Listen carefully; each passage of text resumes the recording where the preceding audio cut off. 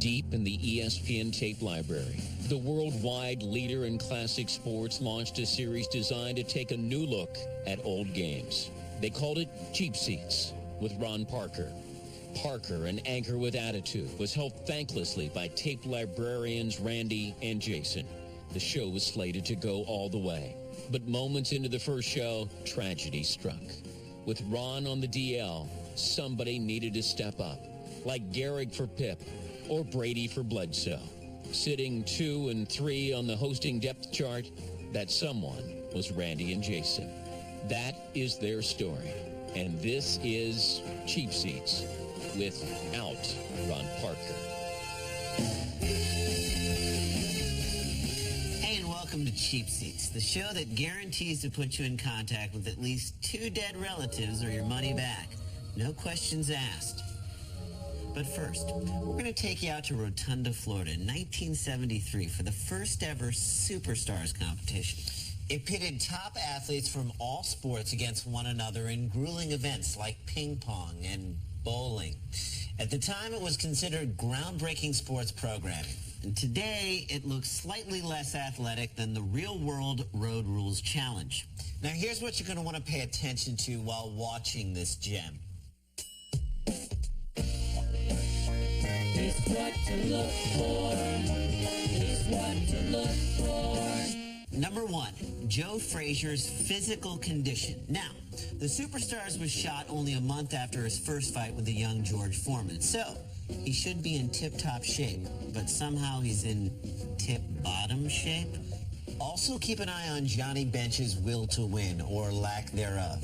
You don't get to be a Hall of Fame catcher or the host of a quirky Saturday morning sports show for kids without having a killer instinct and an unwavering competitive spirit. Or do you? All right, so let's head out to beautiful Rotunda, Florida for the show that was, is, and always will be the deadbeat dad to the Battle of the Network Stars.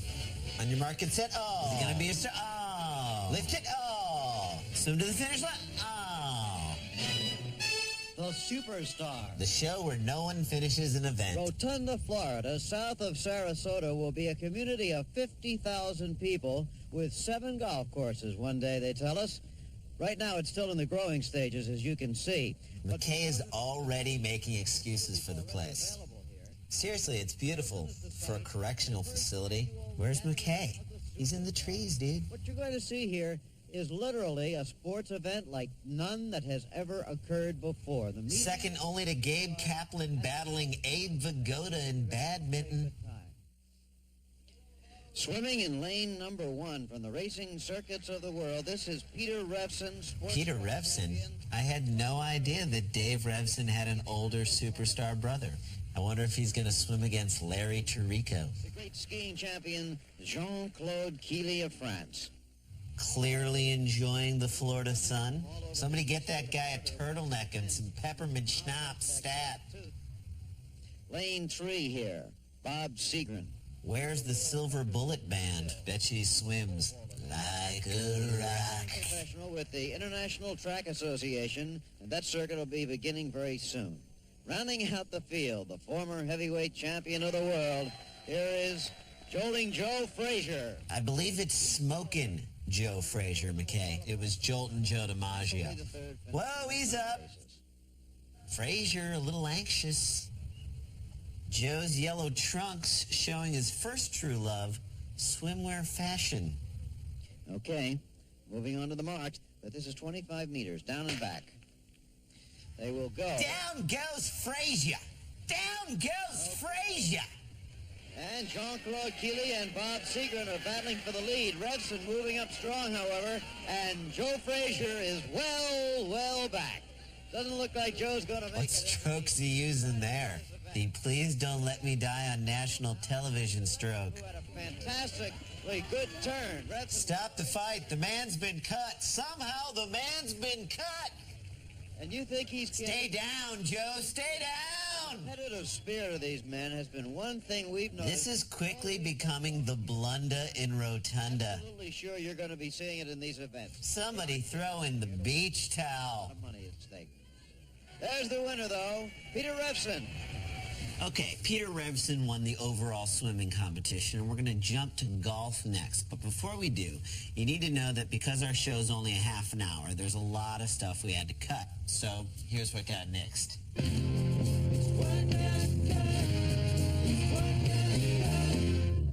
All-star Johnny Bench had the early lead in the second heat of swimming, and being a pro athlete, he endured until... Oh, Bench, what happened, dude? That's terrible. That's like hitting a home run, rounding third, and then just running right into the dugout. Dude, come on.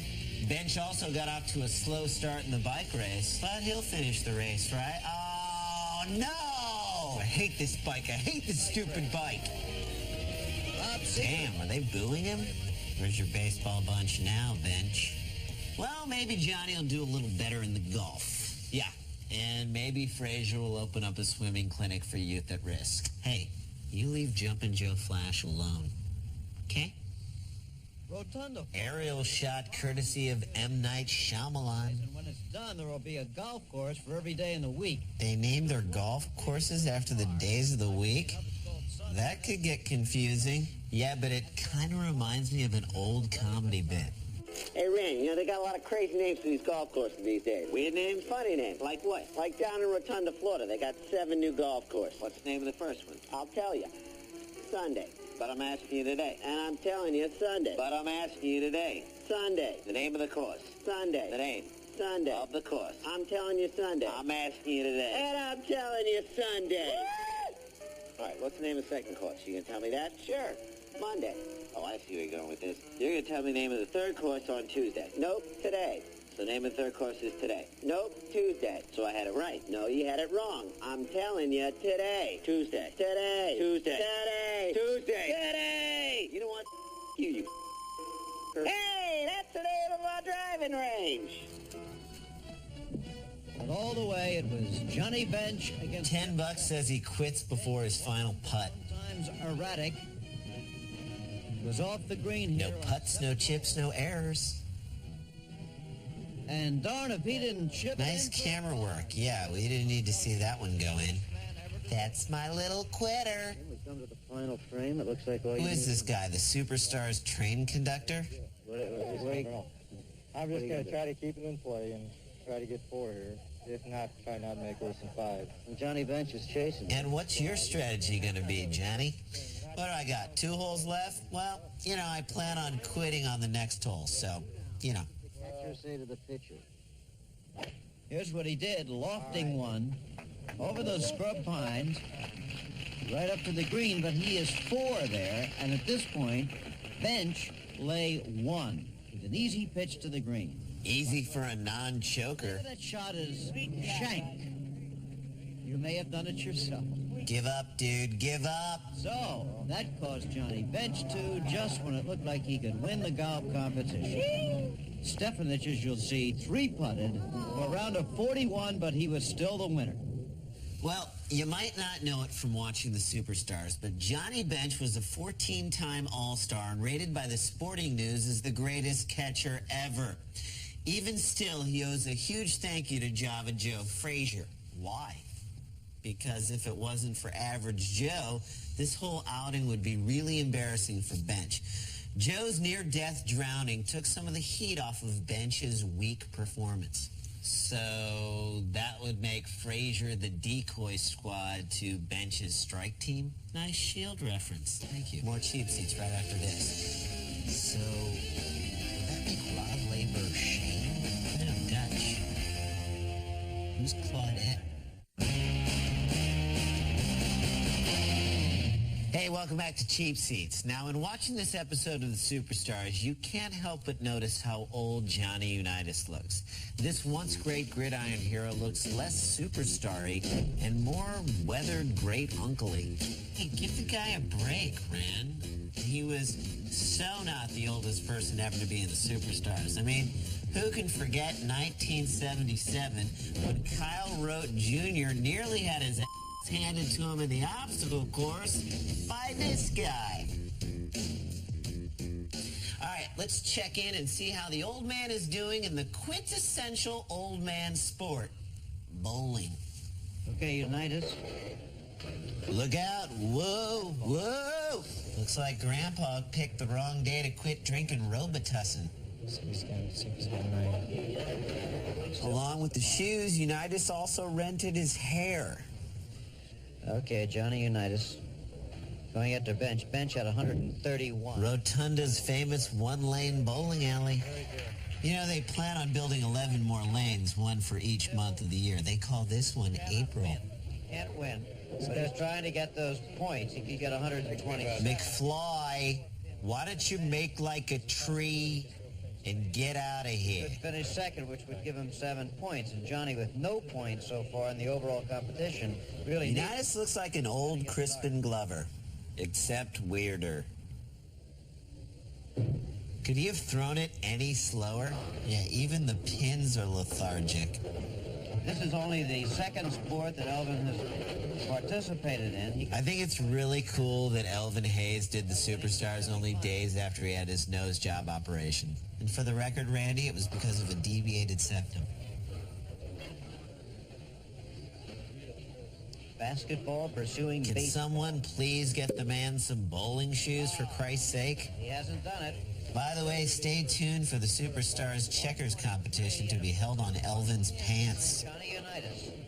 So it's going to be... You making fun of my nose? You making fun of my nose? Yeah, that's what I thought. Getting 7. So, there you have it. The man with fake hair defeats the man with a fake nose in the fake sport of bowling. All right, let's move on to a sport that's more mental than anything else. The young lady who just glanced up with her hands folded is the wife of Bob Seagren, Can. Wouldn't it be sweet if the woman behind her were Seagren's mistress, carefully plotting Mrs. Seagren's accidental death? He looks like he's got a hernia and he hasn't even lifted anything yet. That's a bad sign. And it's over. And there's a happy Cammy Seagren. Keep smiling, honey. You'll be dead by Friday. Should I be ashamed right now? Because I am. Did he do it or not? And did he just bow for that? The former heavyweight champion of the world just lost a weightlifting competition to a pole vaulter and then grandstanded. That's like Jordan losing a game of horse to Vijay Singh and then taking off his shirt and throwing it in the bleachers. Your days are numbered, Missy. You know, Joe Frazier's performance thus far makes the title Superstars seem a bit ironic. Yeah, but I think we need to cut Sloppy Joe some slack here. I mean, the guy's a boxer, not a swimmer or a weightlifter. Even though swimming and lifting were staples in the Rocky III Apollo Creed training montage. True, but just a month before this Superstars event, Joe was in the ring fighting George Foreman. Oh, that's got to take a lot out of you. What'd the fight go, 14, 15 rounds? Why don't we take a look at some highlights and find out? It's our cheap shot of the week, and we'll pick it up in the first round.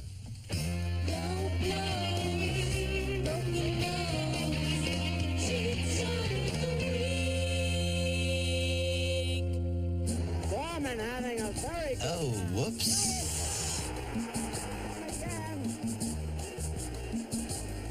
Joe, why don't you take a seat right there? Body blow. Body blow.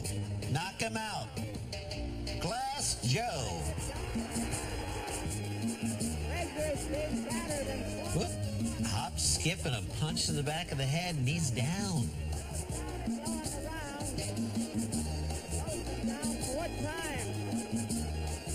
I love that no one's even considering stopping this fight. The ref must have the over at 3 rounds. Foreman's running out of gas. You better end this thing quickly or risk a split decision.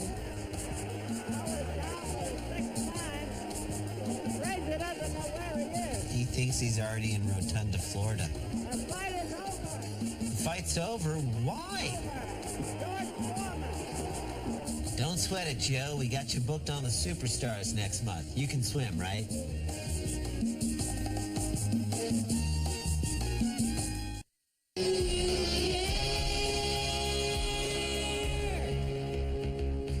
Do you care that the Superstars Superstars was created by former Olympic skating champion and TV broadcaster Dick Button. Do you care that when the Superstars premiered in 1973, it crushed the NBA in ratings? Do you care that the Superstars remained a huge hit through the 80s until the leagues prohibited their athletes from competing? And that today the show only includes Olympians and football players? No wonder Edwin Moses can no longer look at Jason Sehorn without wanting to rip his head off. All right, let's check in with McKay and Shoeless Joe Frazier. Joe, it's been a while now since the recent unpleasantness, we might call it. Hey, he treated that thing with a salve and some Tiger Balm, and it never came back, so drop it. So I go back to the gym, and I'll be starting to work out, and hoping I can lift 160 pounds someday over my head. I don't really know what they're going to do, whatever, you know. Please don't fight anymore, or else I'm going to throw in the towel. What step we take from here? Enjoy your money. Just stop, for the love of God. Stop. I'm going to be doing my best. Running in lane 2 in the yellow shorts will be... Is Rod Lafer running in his golf outfit? Give him a break, Jay. His luggage got lost. That's all they had at the airport Marriott gift shop. Very much a contender also. Lane 4, Joe Frazier, who's been having his problems in some sports. Like boxing. And in lane 5, big, tall, long Elvin Hayes of the... Do you really need that many adjectives to describe a basketball player? 100 yards on this... They're holding this event at an abandoned junior high school. Fast? Well, it's hard. That's what. It's hard to tell where the track ends and the parking lot begins. Not any cleats, so we don't look for any road. It's a dash. How much instruction do you need? Football shoes and everything. He has it. Would the owner of a black Dodge Dart please move your car? You're ruining the shot. Starter giving the instructions. Go to your mark. Not going to waste any time, it looks like, getting them out of there. Shark. Frazier looks like a thumb next to Elvin Hayes. I don't oppose that. Okay, it's a good start. Joe Frazier is lagging. If I were Frazier, I'd just make a right turn and keep right on running. Home. It's beginning to fade. It's going to be Elvin Hayes, Jean-Claude Keeley, and I think Rod... Had he not gone all Jennifer Grey on us, Elvin Hayes would have won by more of a nose. Hey, nobody puts Elvin in a corner.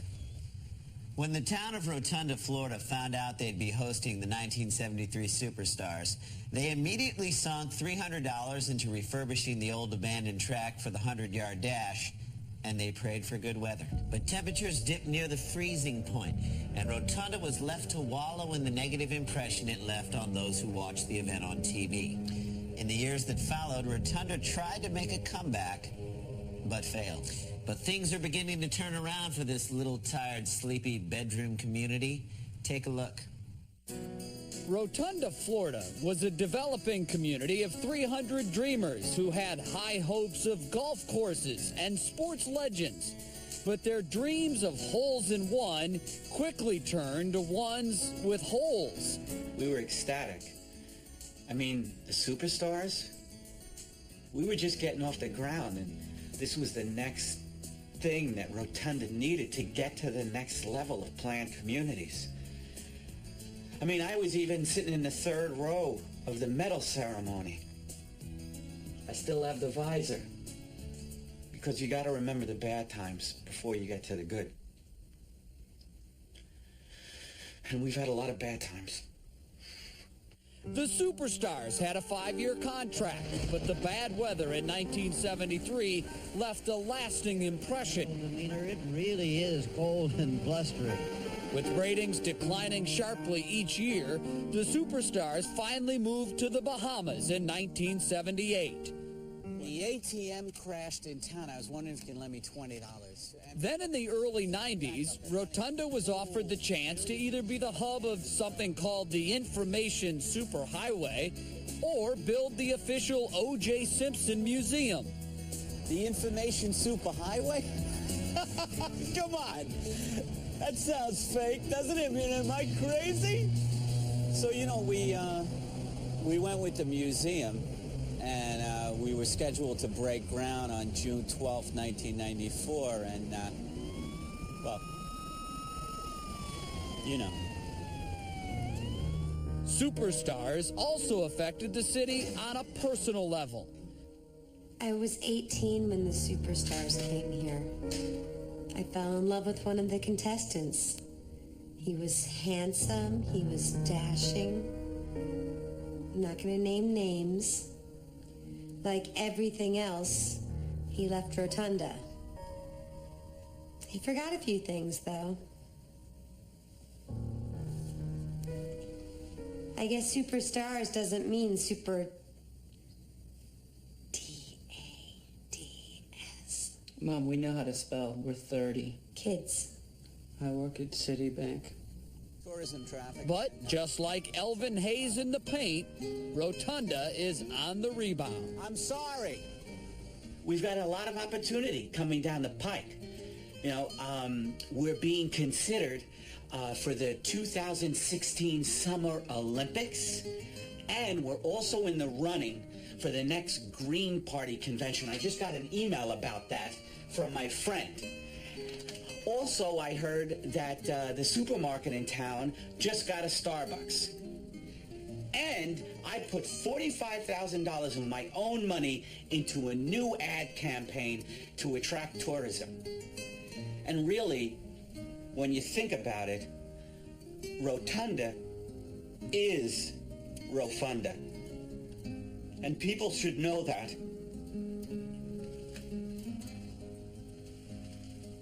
Still having Rofunda.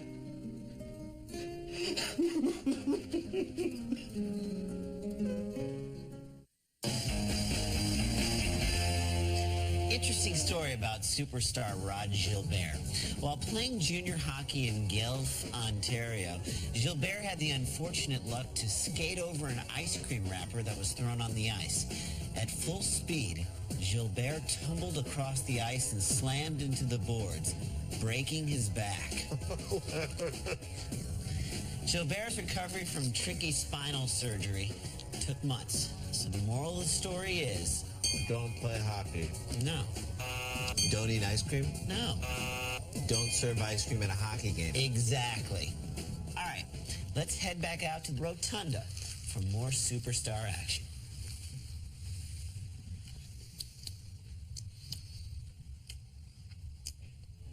Table tennis took the... What's the only thing more boring than ping pong?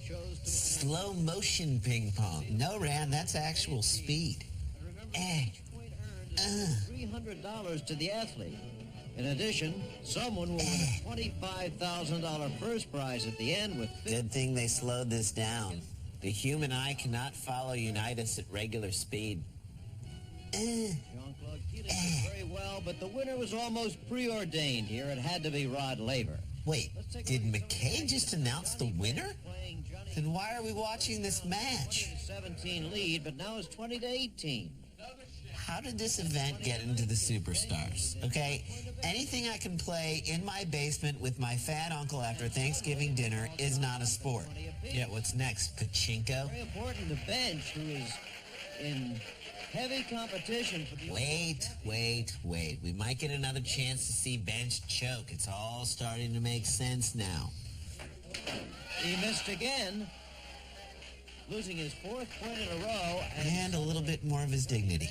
Within 1 point of first round defeat.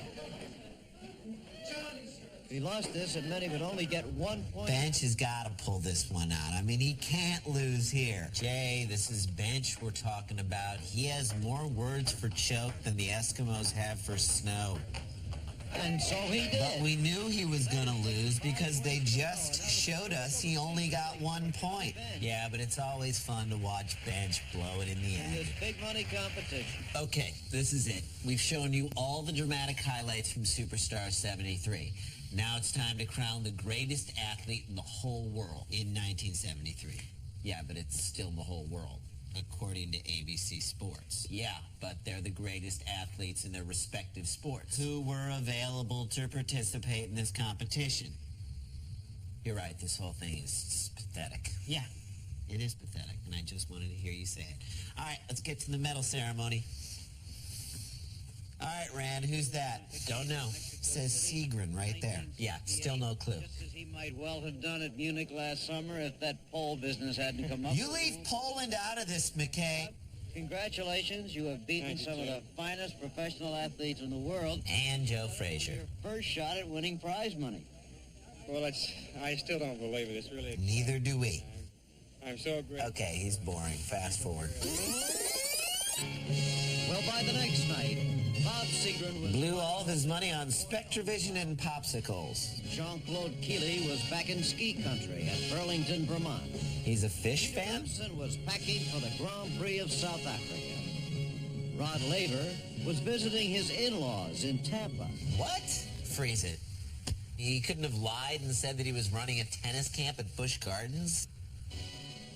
Johnny Bench was taping his own TV show in with Florida. A giant fake chicken and Tommy Lasorda dressed up as a wizard. For the Bullets. Jim Stefanich went on to become Beetlejuice. Joe Frazier was on his South Carolina plantation. Trying to forget he'd ever entered into this whole competition. Considering his future. It's clear after watching this that trying to determine who is the best athlete in the world is a great idea for a show. In theory. But not when you use subpar athletes or great ones past their prime. All right, let's give out some of our own subpar awards. It's Cheapy time.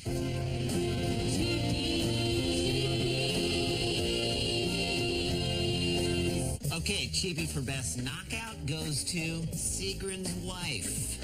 I'm going to go with the more obvious choice in my mind, the mistress. She's hungrier, Jay, and that's got to count for something. And the Cheapy for the weakest bench, I got to give mine to Johnny for standing up in the pool. Do you see yellow right there? And I got to give mine to this. It's not a bench. It was still weak as hell. It's a military press. Still weak. Well, that's it for our show. If we taught you anything today, it's that quitters never win, but Hall of Famers sometimes quit. For everyone here at Cheap Seats, thanks for watching. We'll see you next time. After the taping, Randy contemplated the show's future on his plantation in Brooklyn. Jason went down to Tampa to visit Rod Laver's in-laws. Kathy, as a joke, retook the SATs and got a 1600. Jim gave birth to a 7-pound, 2-ounce Boston Terrier. And no one heard from Frank ever again.